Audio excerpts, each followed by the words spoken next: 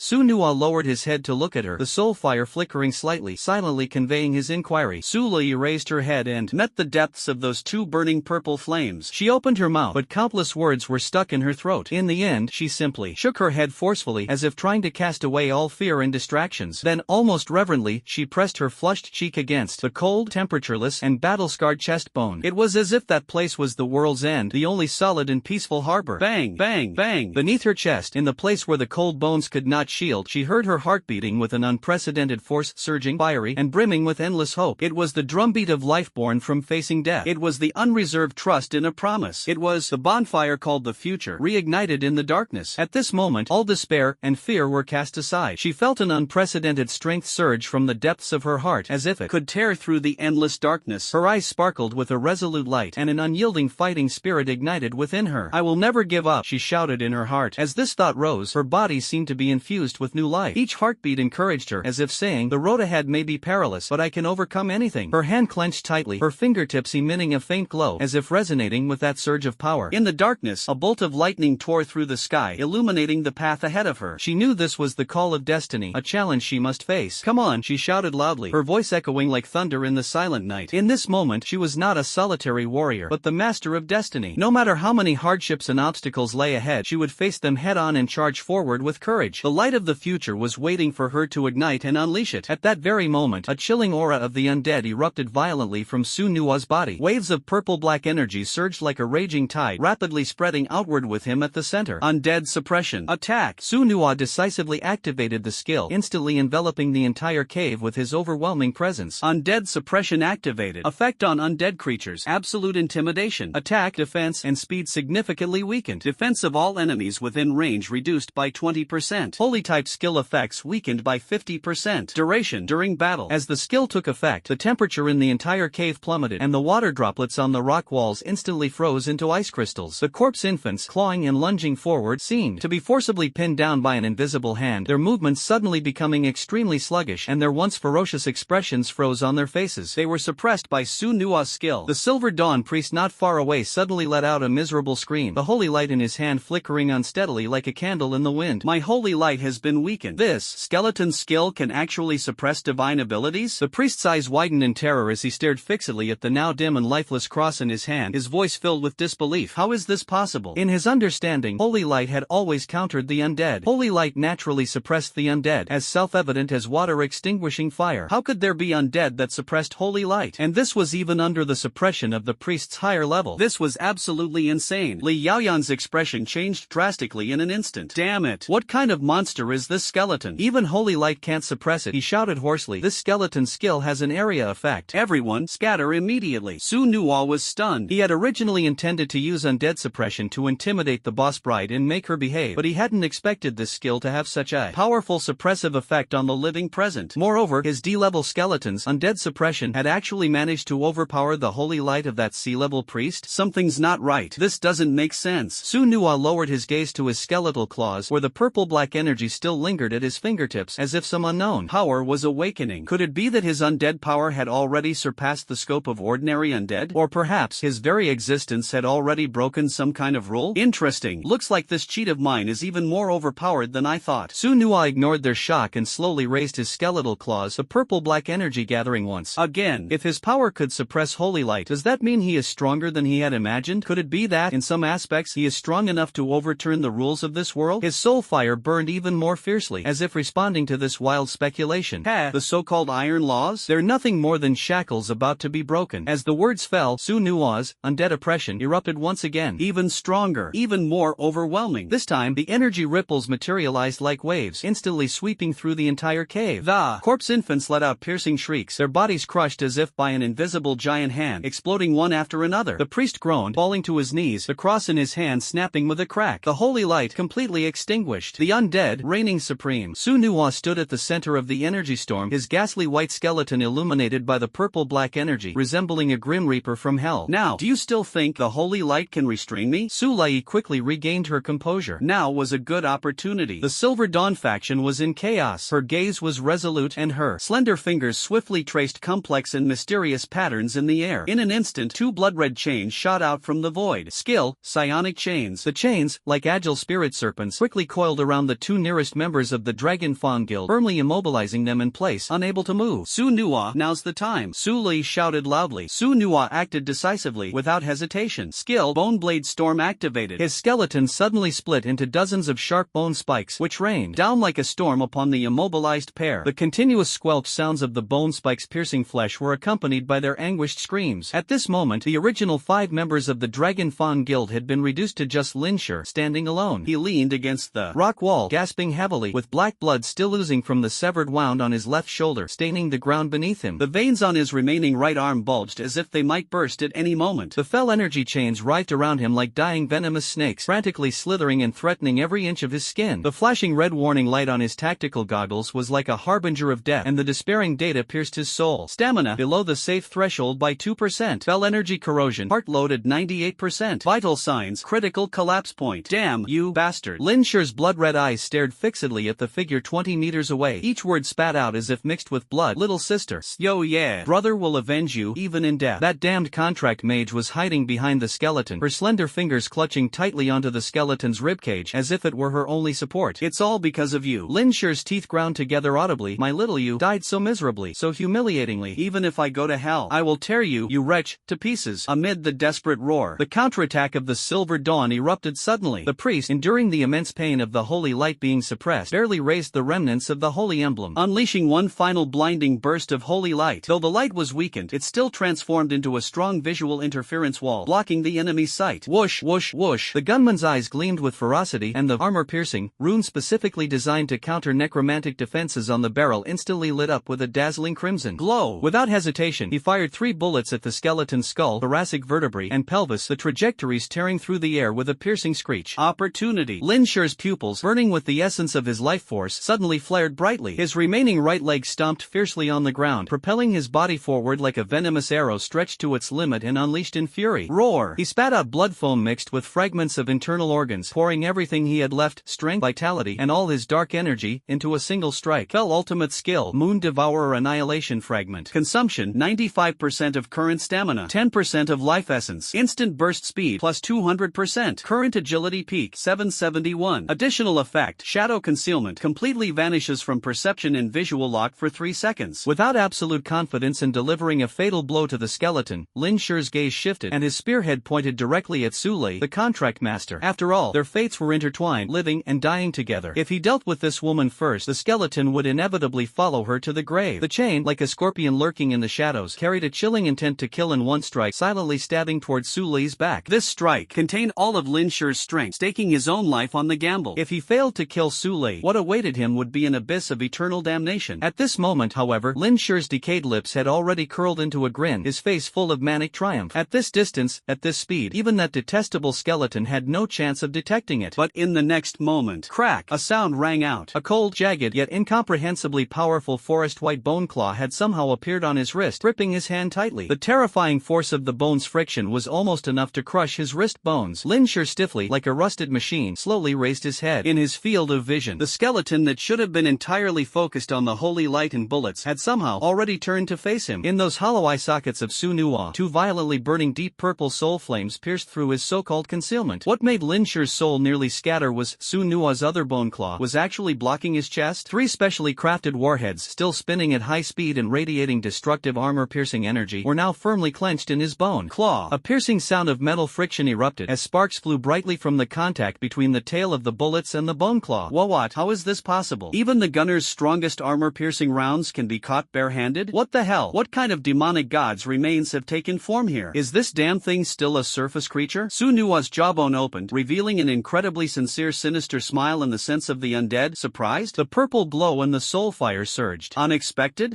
How could you possibly discover me? Lin Shi's pupils trembled violently. The scene before him surpassed the limits of everything he knew. His ambush speed had already broken through 771, almost comparable to teleportation. Moreover, he had used a skill to conceal his aura, which should have made his assassination flawless. However, under the gaze of the skeleton's two clusters of eerie soul flames, he was like a clown trapped in a spotlight, with nowhere to hide. Su Nuwa's right hand, scorched by the bullet, suddenly loosened. As the three bullets clattered to the ground, the bone claw slid sharply along the chain. Crack! The chain shattered link by link, and Lin Shi's remaining right arm bone fractured inch by inch in the shockwave. Having lost both arms, Lin Shi felt a strong surge of desire to escape and turn to flee. But how could Su Nuwa possibly let him have his way? Those who harm her shall fall into eternal torment. Since you love your sister so much, then go down and accompany her. Su Nuwa's soul fire suddenly split into a dual pupil form, and the bone claw fiercely gripped Lin Shi's skull. 5 sharp finger bones pierced into the scalp like blades, black blood winding down and dripping onto the ground with a soft tick-tock sound. Ugh, ah! Lin Shi's eyeballs bulged, and black blood gushed out from his 7 orifices. Brother! Brother! In the final moments of his life, Lin Shi seemed to hear his sister's call. He was unwilling. He hadn't avenged his sister yet. He hasn't made that dead skeleton in Su Li pay the price yet. How can he just die like this? Xiao Yu, brother, hasn't yet. The lingering obsession roars in the void, but his body had completely collapsed, unable to even make the final struggle. He seemed to see his sister's appearance before her death again, the terrified eyes, the torn-apart body, the piercing cry of brother, save me. He was supposed to be her protector, yet he couldn't even avenge her. Dead skeleton, you deserve to die. You deserve to die. No matter how angry or resentful he was, his consciousness was still rapidly fading. In the next moment, Lin Shi's head burst like a ripe watermelon, a mixture of red and white splattering out from between Su Nuwa's bone fingers. His soul was devoured by endless darkness. Even the final cry of unwillingness was crushed. Revenge? In the end, it is but an illusion. Losers aren't even worthy of harboring resentment. Revenge? You can't even protect your own life, so what will you use to take revenge? Weaklings aren't even qualified to hate. Su Nuwa coldly watched as Lin Shi's headless corpse slowly fell, the soul fire in his eye sockets as calm as an unfathomable abyss. At this moment, Su Li's voice suddenly rang out. Su Nuwa, on the left, that assassin is trying to ambush us. The purple fire in Su Nuwa's eye sockets abruptly contracted, his bony hand trembled, and the scourge greatsword drew a pitch-black arc. 3 bone spikes shot out explosively from his spine, precisely piercing the Silver Dawn assassin attempting the ambush.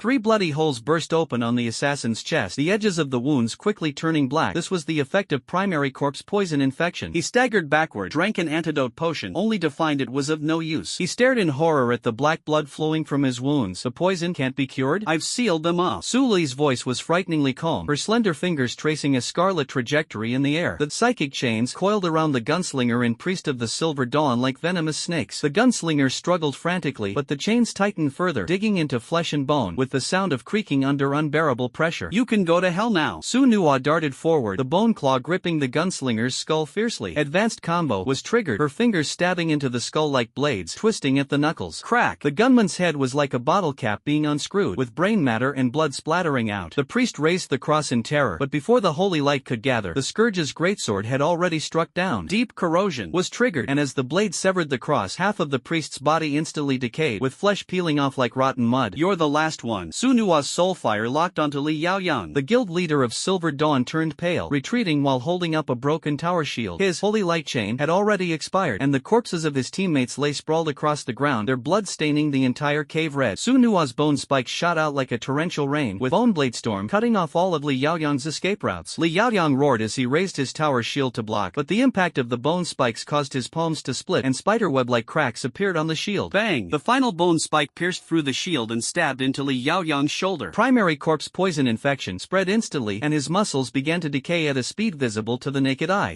Li Yaoyang screamed miserably as he fell to his knees. Su Nuwa's bone claw had already gripped his throat, lifting him into the air. Wait! Li Yaoyang's tower shield shattered into 3 pieces in this desperate situation. His neck was squeezed by the bone claw, creaking under the pressure. The painful struggle distorted his face, completely stripping away the demeanor of a Class C powerhouse. The majesty of the guild leader was utterly gone, tears and snot mingling as he resembled a dog with its tail stepped on. He looked at Su Nuwa's ghastly white skeletal hand, his heart filled with despair. His legs trembled uncontrollably uncontrollably, and faint water stains seeped through his crotch as fear surged over him like a tide.